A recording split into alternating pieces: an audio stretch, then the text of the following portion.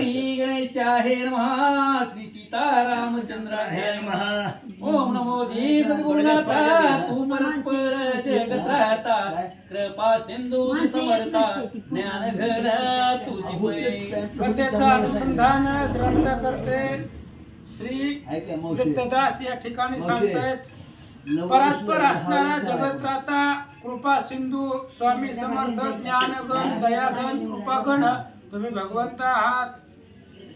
अज्ञान तिमिर छेदक प्रकटसी तू ज्ञान अर्क तेने संदेहांतर्क लोपती तेतीच अज्ञान रूपी सूर्य अंधार घालवणारे आणि प्रकट रूपी सूर्य दाखवणारे ज्ञानाचा प्रकाश दिवा दाखवणारे तुम्ही आहात. सरळा होय तव वचनी तेने मिथ्यत्व ये मायला होनी स्वरूपी सर्वदा लीन होनी वरसती जन तव कृपे. आणि श्रद्धा असेल तुझ्या वचनावरती तुझ्या शब्दावरती तर तोच साधक तुझ्यापर्यंत पोचतो. महाराज सांगतात देह तुझा ये निर्सुन सर्वदा होय समाधान हेचे मुक्तीचे स्वरूप पूर्ण प्राप्त होय तव कृपे. देहत्व संपल्यानंतर ना जी सूक्ष्म रूपी आत्मा आहे ती तुझ्या स्वरूपामध्ये भेटतो तेव्हा त्याला मुक्ती भेटते असं सांगतात. स्वतः पूर्वाध्यायी शत्रुघ्नादी वीर पडिले पाही मग हनुमंत युद्धाशी लवलाही उभा राहिला शंकराशी. पाठीमागच्या अध्यायामध्ये आपण ऐकलं वीरभद्राने पुष्कराला मारलं महादेवाने शत्रुघ्नाला मारलं. पुष्कर आणि शत्रुघ्न मुख्य योद्धे रणांगणाच्या ठिकाणी पडले त्यावेळेस महादेवाने डमरू वाजवलं त्यांना आनंद झाला. इकडे हनुमंताला राग आला आणि हनुमंत महादेवाबरोबर युद्धासाठी आलेले आहेत. कसं युद्ध होतं ऐका. शेष म्हणती वासायनासी पुढील कथा परियेसी हनुमंत वद शिवासी क्रोधे करून येते वेळा. आणि पाताळाच्या ठिकाणी शेष महाराज वत्सेन ब्राह्मणाला सांगतायत हनुमंत रागाने आलेले आहेत महादेवाच्या समोर. भगवान श्री शंकराच्या पुढे हनुमानजी आले राग अंतकरणामध्ये भरलेला आहे आणि रागाच्या आवेशामध्ये हनुमान महादेवाला काय म्हणतात. तू अससी अधर्मी थोर म्या ओळखीले तुझ साचार राम भक्ताचा करीसी संहार कायसा अविचार मांडिलासी. हनुमंतानं महादेवाला बोलायला सुरुवात केली तू अधर्मी आहे. अरे नाही त्या लोकांची साथ द्यायला लागला आणि इकडे रामभक्ताचा संहार करायला लागला. ते वीरमणी राजा कोण कुठला त्याने रामाचा घोडा पकडलेला आहे आणि त्याच्यासाठी तू युद्धाला आलाय आणि आमच्या शत्रुघ्नाला मारलं पुष्कराला मारलं. रामाच्या सैन्याचा विरोध करून रामाला विरोध का करायला महादेवाला हनुमान बोलतात. तरी तुझं शासन करावया मी पाथलो ये ठाया दावी पराक्रम या समया काय असे तो तुझ माझी. आता युद्धाची भाषा आहे म्हणून आरुत्र बोलावं लागते.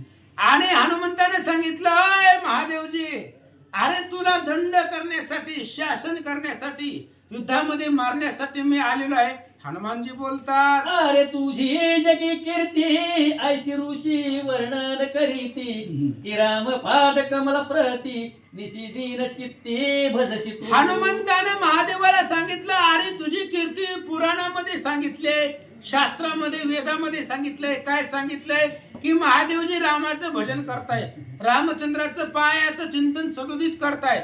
मग रामाची भक्ती करतो म्हणतात मग त्याच रामाच्या सैन्याला का मारायला. तेने थोर म्हणते तू ते तू आज शत्रुघ्नाते तैसाच भरत सुताते रणा माझे पाडीसी. हनुमंताने सांगितलं महादेवजी लोक तुम्हाला रामाचं भक्त म्हणतायत असं आम्ही ऐकलेलं आहे की तुम्हाला रामाशिवाय करमत नाही. मग आज त्या रामाच्या भावाला तुम्ही मारले रामाच्या पुतण्याला म्हणजे त्या असणाऱ्या पुष्कराला मारलेला आहे. मग रामाचं सैन्य का मारायला लागला सांगा. आजी या योग्य करून तुझे यश बुडाले जाण राम भक्तासी विनमुख होऊन अनर्थ मांडिला तो असत्य. हनुमंताने सांगितलं महादेवाला आज तुमची सगळी कीर्ती बुडाली पाण्यात गेली संपली. आजपर्यंत तुम्ही रामाचं भजन करत होता कीर्ती वाढली होती पण संपली गेली. अरे राम भक्ताला तुम्ही मारायला राम भक्ताला विरोध करायला आणि त्यांच्या बरोबर युद्ध करायला. हनुमानजी बोलतात त्रैलोक्याचा करीसी प्रलय ऐसे तुझे कठोर हृदय माझा राघव अति सदय न करी अपाय कौनासी. हनुमंताने सांगितलं महादेवा तुमचं जे हृदय आहे ती कठीण आहे. अरे तिन्ही लोकांचा प्रलय तिन्ही लोक संपवण्याचं काम तुमचं आहे. मग संपवत असताना तुम्हाला कुणाची दया येत नाही का? तसा आमचा राम नाही. रामाच्या अंतःकरणामध्ये कोमल हृदय आहे रामाचं. रामकृपेचा कोवळा राम जीवाचा जिवळा असा आमचा राम आहे. हनुमान सांगतात आता तुझा करीतो वध पराक्रमे राहे सावध. तुझा महिमावर नीती अगाध तया खेदी पालितो. आणि त्यावेळेस हनुमंताने सांगितलं आता तुम्हाला युद्धाच्या ठिकाणी मारूनच टाकतो म्हणली. तुम्ही आमच्या राम सैन्याला मारलेला आहे.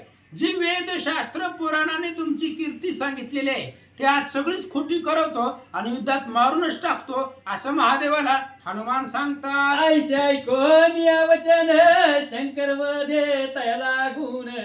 धन्य तू राम भक्त सुजान वदलासी हे सत्य. शंकरजीनं महादेवानं हनुमंताचं बोलणं ऐकलं. हनुमंताचं बोलणं महादेवाला पटलं कारण ते रामाचं ध्यान करतात स्वतः. त्यामुळे हनुमंताला सांगितलं हनुमंतराया खरं बोलला. जो श्रीराम अयोध्यवासी सदा ध्यात मी तयासी. परी भक्त काज कारणे मजसी युद्ध करणे लागले. महादेवजीने सांगितलं हनुमंता तुमचं म्हणणं बरोबर आहे. मी रामाचं चिंतन करतो रामाचं भजन करतो पण काय करावं भक्तासाठी मला नाही विलाजानं हे युद्ध करावं लागते. मलाही राम भक्ताबरोबर युद्ध करायचं नाही त्यांना अडवायचं नाही.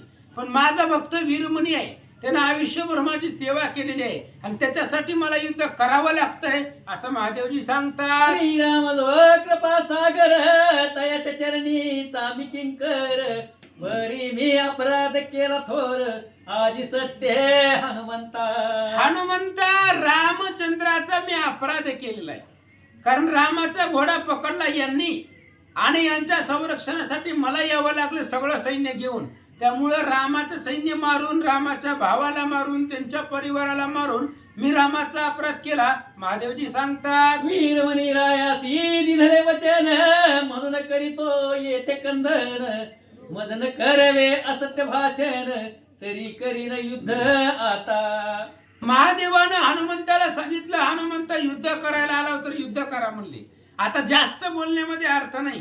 ह्या वीरमणीला मी शब्द दिलेला आहे वचन दिलेलं आहे की तू पुढे होय पाठीमागणं मी येतो.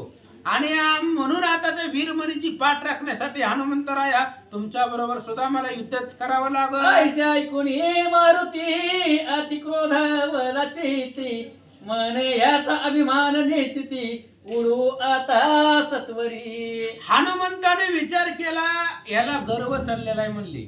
आता ह्या महादेवाचा सगळा गर्व संपून टाकू. त्यांच्या अंतःकरणामध्ये शक्तीचा जो अभिमान आहे तो संपू म्हणून हनुमंतराय महादेवाबरोबर युद्धासाठी आले. घेऊन प्रचंड शिळा शिवाच्या रती जवळ आला. पाहुणे सैन्य पळ सुटला म्हणती आम्ही न वाचत. हनुमंतानं मोठा दगड घेतला आणि महादेवाच्या रथाच्या जवळ आले. बाकीच्या असणाऱ्या महादेवाच्या गणानं सैन्यानं बघितलं हनुमान आलाय.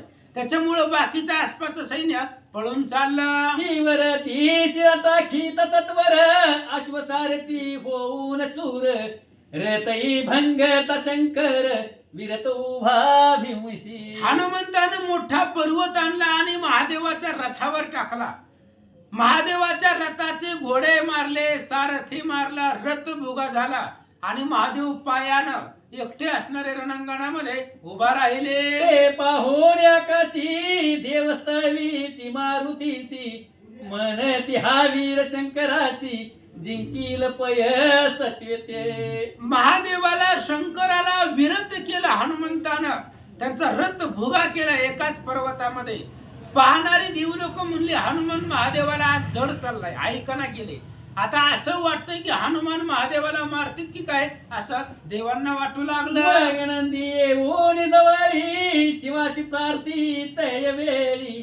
माझे पृष्ठीवर चंद्र मौळी बसून युद्ध करावे. महादेवाचा रथ तोडल्याबरोबर नंदी महाराज जवळ आले आणि नंदीने सांगितलं महादेवाला माझ्या पाठीवरती बसा आणि युद्ध करा. ते ऐकून पार्वतीकांत बैसरानंदी वरी त्वरित ऐसे पाहून हनुमंत भूभुपकारे गर्जनला. नंदीचं बोलणं महादेवाने ऐकलं आणि नंदीच्या पृष्ठीवरती पाठीवरती महादेवजी बसले. हनुमंतानं पाहिलं, जय श्रीराम नावाची गर्जना केले. आणून या एक अचळ महाभयंकर विशाळ शिवावरी फेकील तत्काळ अतिबळे करुणिया. हनुमंताने एक मोठा असणारा दगड पर्वत आणला, मोठीची मोठी प्रचंड शिळा, आणि ते असणाऱ्या महादेवाच्या दिशेनं त्यांच्यावर सोडले. तो शंकरे चुकविला परी किंचित अंगी झगटला तयासी कोप आला धाविनला मारुतीवरी. महादेवानं मोठा दगड घेतला, हनुमंतानं मोठा दगड घेतला आणि महादेवाच्या अंगावर टाकला. महादेवानं जीव वाचवण्यासाठी ती दगड चुकवला, पण थोडा अंगाला लागला. त्या असणाऱ्या पर्वताचा झटका बसला, त्याच्यामुळं महादेवाला राग आला. प्राण हरावा म्हणून त्रिशूल फेकीला तत्क्षण तयाचे हनुमंत तुकडे करून भूमीवरी टाकिले. आणि त्यावेळेस महादेवानं ठरवलं या हनुमंताला जीवच मारावं, म्हणून त्रिशूळ फेकलं. आणि त्रिशूळ हनुमंतानं कॅच पकडलं आणि भोगा केलं. लहानपणी भोगा केलंय. शिवाचा शूळ झाला चूर. जन्मले सुद्धा हनुमंतानं सगळ्या देव लोकांबरोबर युद्ध केलं, तेव्हा महादेवाचा त्रिशूळ भोगा झाला होता.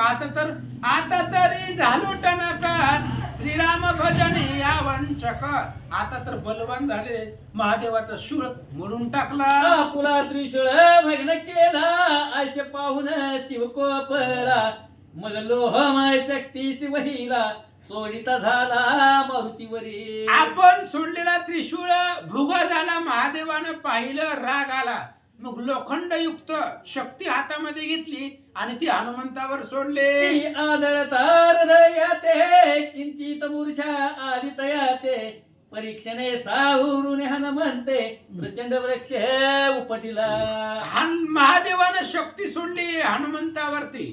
ती शक्ती हनुमंताच्या हृदयावरती लागली. क्षणभर मूर्छित पडले, पुन्हा सावध झाले, झाड घेतलं. शंकराच्या दयावरी प्रहर केला वज्रपरी. तेने शिवकंठीच्या सर्प सत्वरी भिवून पळाले पाताळी. हनुमंतानं मोठं मोठं झाड उपटलं, हातात घेतलं आणि महादेवाच्या छातीवरती मारलं. मारल्यामुळं महादेवाच्या गळ्यातले जी साप होते ते साप घाबरले आणि महादेवाला सोडून पळून चालले. शंकर होऊनी कोपायमान द्वय हस्ती मुसळ उचलोन मारुतीस म्हणे जाई पळोन नातरी मरसी आघाते. महादेवाला राग आला. महादेवानं मुसळ दोन्ही हाताने उचललं गेलं आणि हनुमंताला सांगितलं, जीव वाचवायचा असला तर पळ. ऐसे बदला शंकर परी मारुती रणधीर जेथेच तेथे राहिला स्थिर भय कदापि न माने. महादेवानं शंकराने सांगितलं जा म्हणले पळून, जीव वाचवायचा असला तर. पण हनुमान तिथंच होते. हनुमान कुणाला घाबरणार आहे, त्यामुळे तटस्थ उभा होते. काय करतात, आधी असे वज्र शरीरी राम प्रीती तयावरी मग काळासी जिंकी समरी तो नवी कवनाते. हनुमान जगामध्ये कोणालाच भेट नाही. हनुमंताचं शरीर वज्रासारखं आहे, आधीच वज्र शरीर आहे आणि मुखामध्ये रामाचं नाव आहे. मुखी आदट दाटुका महावीर मुखी राम नाम निरंतर तया कोण अर्थ दुस्तर कार्य सत्वर साधिल.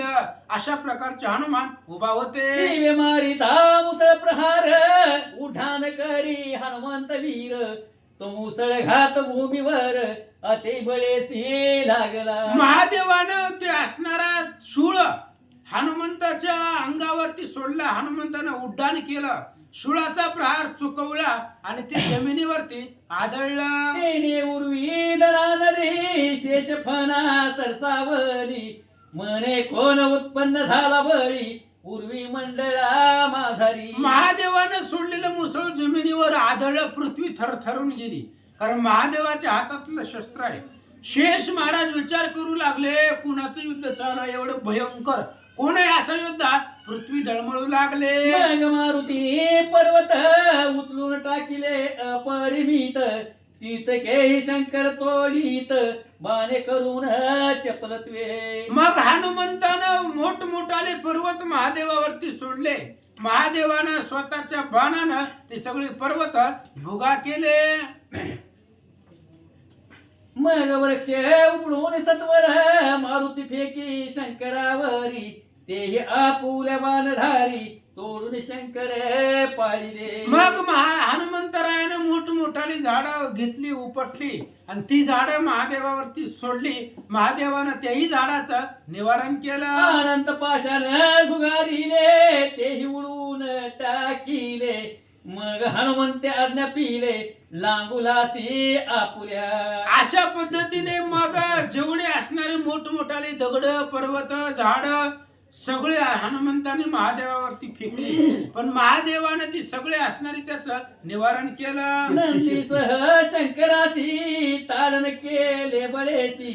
शंकर पाहून श्रमासी विकळ शरीरी झाला. मग हनुमंताने आपली शेपटी सोडली शेवटला आणि त्या शेपटीमध्ये नंदी सहित महादेवाला उचललं आणि बांधलं.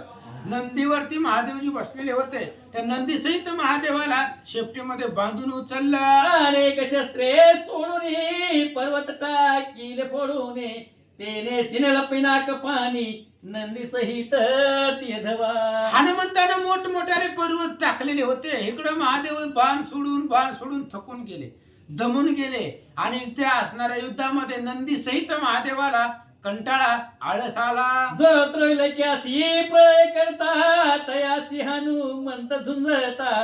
सीन झाला म्हणून समजता देवासी आश्चर्य वाटले. 33 कोटी देवांना आश्चर्य वाटलं. तिन्ही लोकाला प्रळय करणारा, तिन्ही लोक संपवणारा हा महादेवजी आहे. आणि आज हनुमंता बरोबर युद्ध करत करत दमले थकले असं देवलोक बोलतात. शंकर वधे मारुतीसी धन्य धन्य वीर अससी. पाहून तुझ्या पराक्रमासी प्रसन्नासे मी तुझ लागी. आणि महादेव त्या ठिकाणी दमले युद्ध करत करत आणि हनुमंताला सांगितलं जगती तळामध्ये खूप श्रेष्ठ आहे, धीर वीर आहे, मी प्रसन्न झालो. माग मज लागी ऋषी जन तपश्चर्या करीती जाण. तरी न होई मी त्या प्रसन्न परितव पराक्रमे तुष्टलो. महादेवाने सांगितलं हनुमंता माझी भक्तीसाठी किंवा मला प्रसन्न करण्यासाठी योगीजन मुनिजन साधुजन सगळी माझी भक्ती करतायत, तरी मी त्यांना प्रसन्न होत नाही. तुमच्यावरती झालोय, काही इच्छा असेल तर आता जो का असेल इच्छित तोवर मागे त्वरित. सत्य सत्य तू राम भक्त कीर्ती केली त्रिभुवनी. आणि महादेवाने सांगितलं हनुमंतराया मी तुमच्यावरती प्रसन्न आहे. जर तुम्हाला इच्छित वरदान काही मागायचं असेल तर मागा, कारण तुमच्या बाहुबळावरती मी प्रसन्न झालेला आहे. महादेवजी सांगतात ऐकून शंकराचे वचन होऊन हास्यवदन. काय वदे हनुमान तया लागे ते ऐका. महादेवाचं बोलणं ऐकल्याबरोबर हनुमंताला हसू आलं. हनुमान म्हणले हे नेमकं हारायच्या अवस्थेमध्ये आहे का? आपलं थकलेले आहेत महादेवजी युद्ध करत करत. आणि माग म्हटल्याबरोबर हनुमंताला हसू आलं. काय मागता? ऐकून शंकराचे वचन होऊन हास्यवदन. काय वदे हनुमान दया लागी ते ऐका.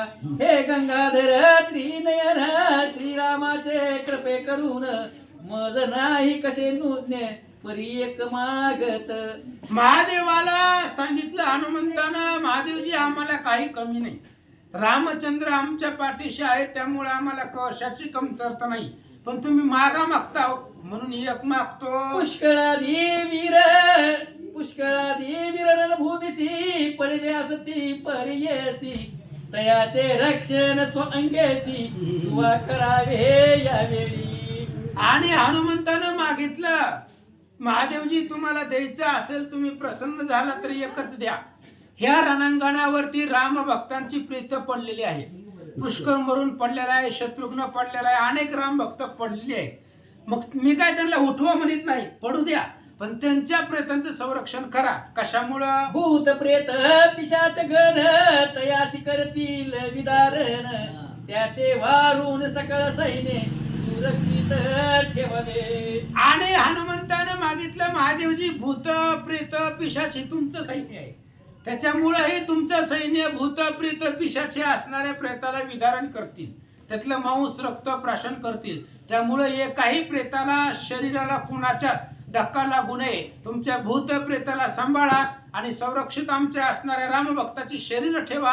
हनुमान मागतात मी द्रोणागिरी पर्वतासी घेऊन येतो तोरेसी, मग औषधी प्रयोगेसी उठवीन सकळ ते. हनुमंतानं महादेवाला सांगितलं पूर्वी लक्ष्मणाला उठवताना मी द्रोणागिरी पर्वत आणलाय, त्यामुळं ती कुठं आहे पर्वत औषधी मला सगळे माहित आहे, आणि सुशिलानं कसं कसं उठवलंय ती मी बघितलं होतं, त्यामुळं ती पण मला माहित आहे. मी आताच्या आता द्रोणागिरी पर्वतावरती जातो, पर्वताच्या औषधी घेऊन येतो, सगळ्या राम भक्ताला उठवतो, तोपर्यंत त्यांचं रक्षण तुम्ही करा. ऐसे वदत हनुमान शंकर निधले अभय वचन, रक्षिता झाला सकाळ लागून हनुमंत येई तोवरी. महादेवाने सांगितलं हनुमंतरायाजी जावा म्हणले, मी स्वतः रक्षण करतो या सगळ्यांच्या शरीराचं, आणि महादेवानं अभय दिला, आशीर्वाद दिला, लवकरात लवकर जावा, औषधी घेऊन माघारी या. वायू सुते करुणी उठार झाली रमनो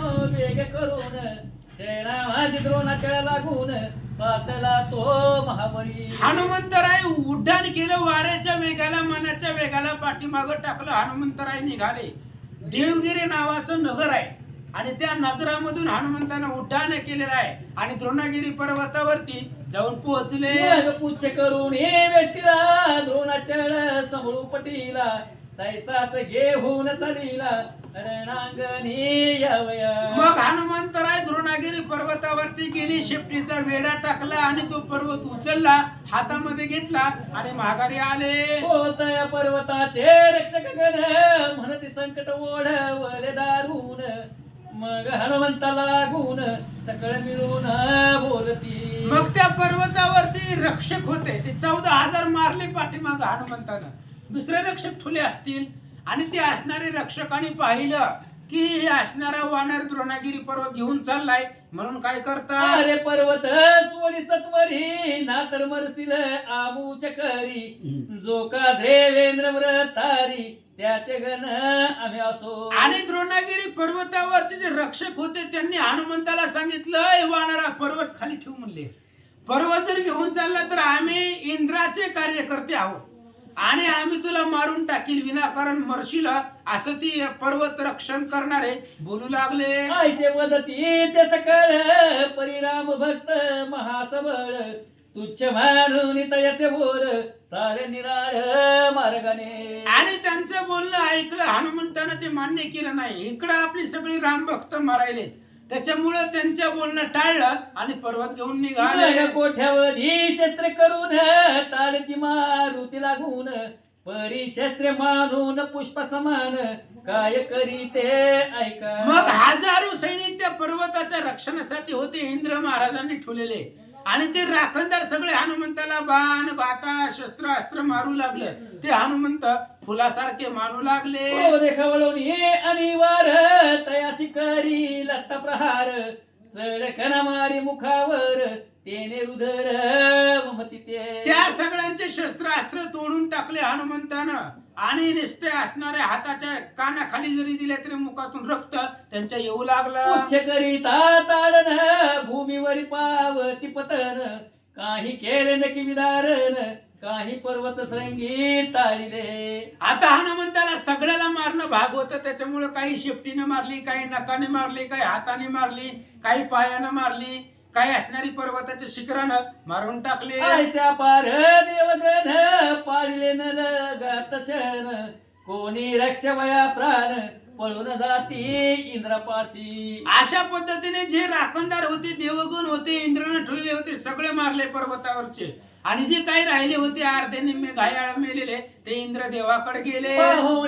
सहस्रनयन व्रतांत पुसे तय लागून, तुम्ही भयभीत होऊन काय कारणे आगती. इंद्राने त्या सगळ्या देवगणाला पाहिलं आणि इंद्राने विचारलं, म्हणले काय झालंय, कोणाचा हात तुटलेला आहे, पाय तुटलेले, घाबरले, काय झालंय सांगा. कवने दैत्ये गांजीले, कवने पीडिते निधले, काय तुम्हासी संकट पडले, म्हणून आले ते मजपासी. आणि विचारले इंद्रदेवाने काय झाले तुम्हाला, कोणी त्रास दिला, कोणी तुम्हाला दंड केलेला आहे, मला सगळं सांगा. काय झाला वृत्तांत मजशी सांगा तुम्ही त्वरित, खेळा माझी तया ते मृत्यूपंथा धाडितो. इंद्राने विचारलं काय झालं तुम्हाला सांगा, म्हणले जे काय घडलंय ती सांगा, आणि ज्यानं तुम्हाला त्रास दिलेला आहे त्याला आताच्या आता मारून टाक. ऐकोनी या इंद्राचे वचन दूत विन भीती कर जोडून, कोण आहे तो आम्हाला गुण न कडे जाण देवराया. दूतांनी सांगितलं इंद्र महाराज कोण आहे आम्हाला माहिती नाही, कोण आलाय कुठून आलाय काय आम्हाला काही माहिती नाही असं देवगण सांगतात.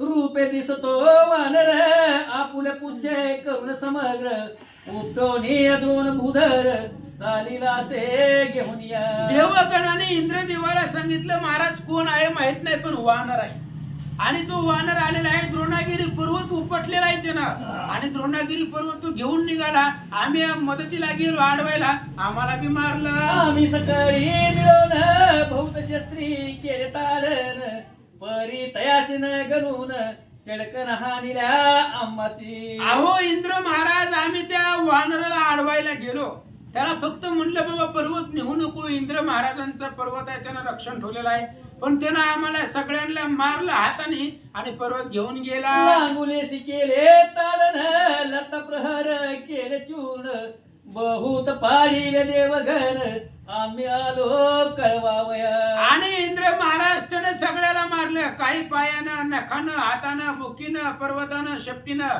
दिसल त्यानं मारलं होतं त्यानं आम्हाला, म्हणून आम्ही तुमच्यापाशी आलो.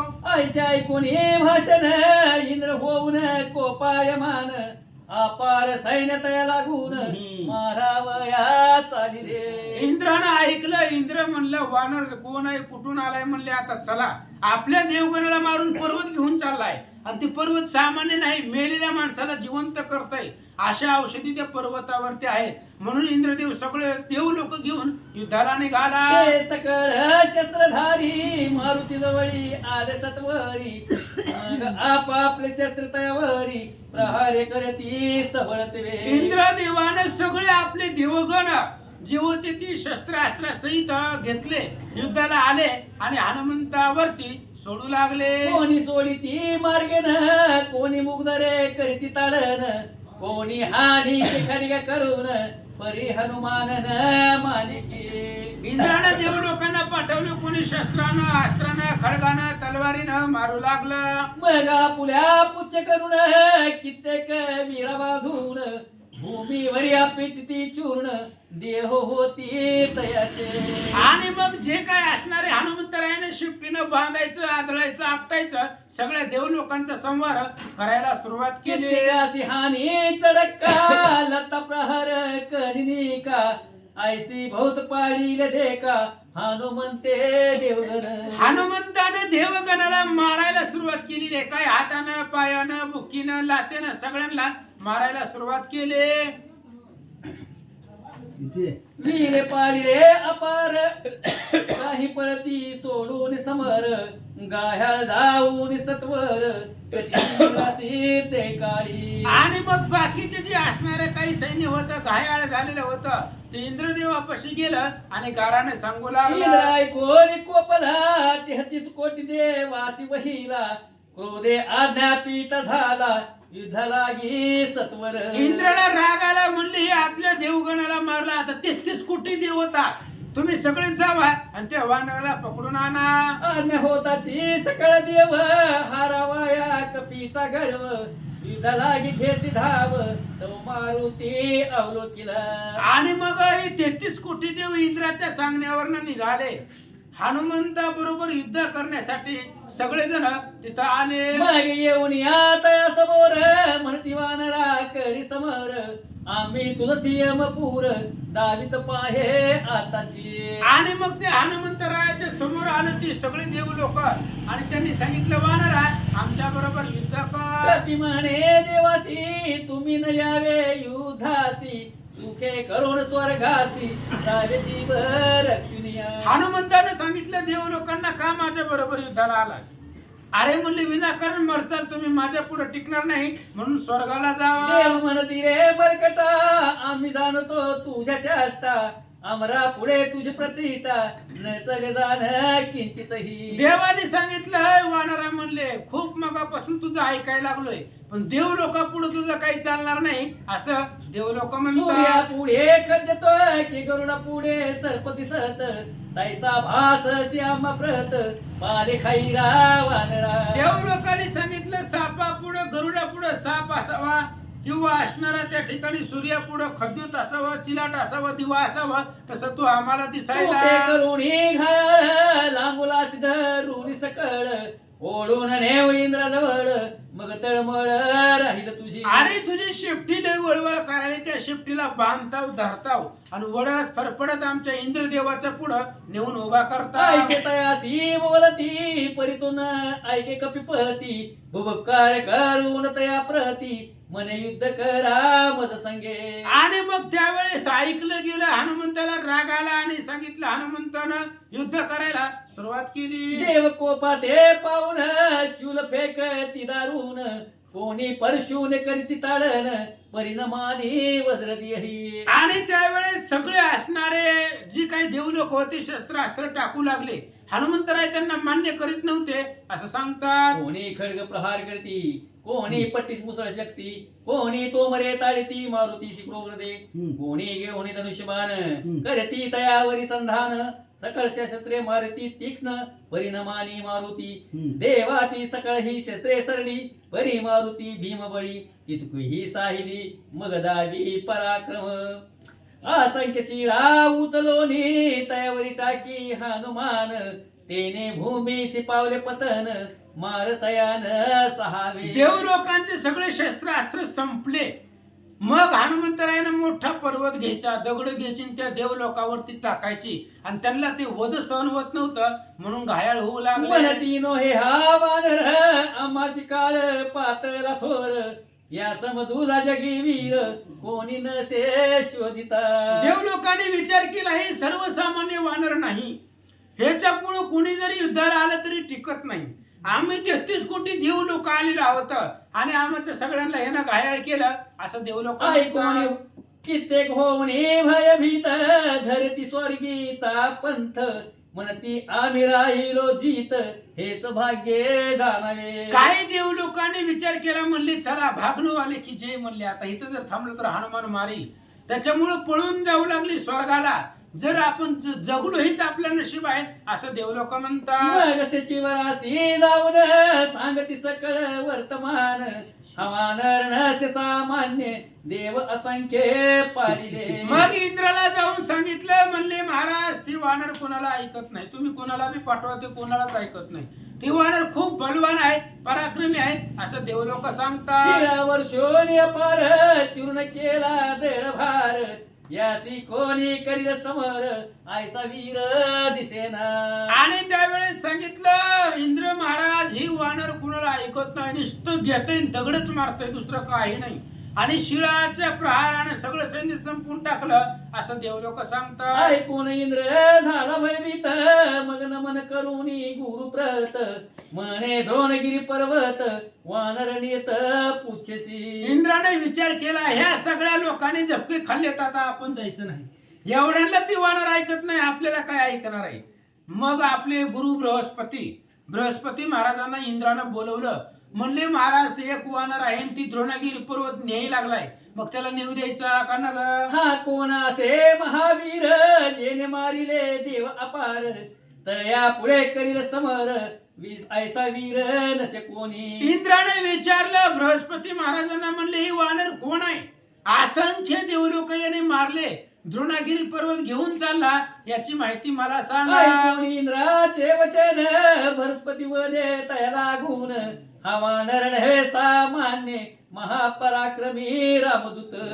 बृहस्पतीने इंद्राला सांगितलं, इंद्रा ती वानर सामान्य नाही, महापराक्रमी रामदूत हनुमंतराय आहेत असं गुरु सांगतात. लंके माझी सीतेसी, शोधावया गेला वनासी, तेथे क्षुधा निवारणासी, सुफलित वन विध्वंसी. अहो पाठीमाग ह्याच वानरानं लंकेमध्ये सीता शुद्धीला गेला आणि सीताशुद्धीला गेल्याबरोबर असंख्य असणारी राक्षस मारली. रावणाचं लाडकं पोरग अखयाला नारळ आपटावा असा मारला. बृहस्पती महाराज सांगतात, अखया नामे रावण कुमार दंडावयाला सत्वर दयाशी करुणेला ताप्रहार गत प्राण पै केले अनंत राक्षस मारून मग केले लंका दहन तो हा राम दूत हनुमान यासी कोण मारिल श्रीराम अश्वमेध करती वारू सोडले सा पृथ्वीवरती तो येता देवनगरी प्रती वीर मने राये धरीरा. आणि बृहस्पतींनी सांगितलं ही वानर सर्वसामान्य नाही.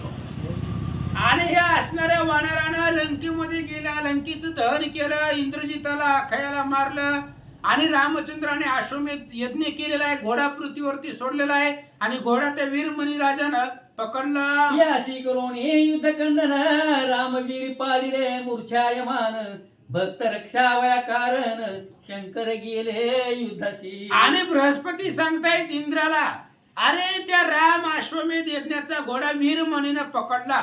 वीरमणी राजानं भरपूर युद्ध केलं आणि त्या वीरमणीच्या संरक्षणासाठी महादेवजी स्वतः रामाच्या सैन्याबरोबर युद्धासाठी आले. प्रबळ वीर युद्धी पडले अपार मग येणे शंकराशी समर करुणित याशी नविले. अरे इंद्रा ते रामाचं सैन्य सगळं महादेवाने मारलं आणि महादेवाचं आणि हनुमंताचं युद्ध लागलं.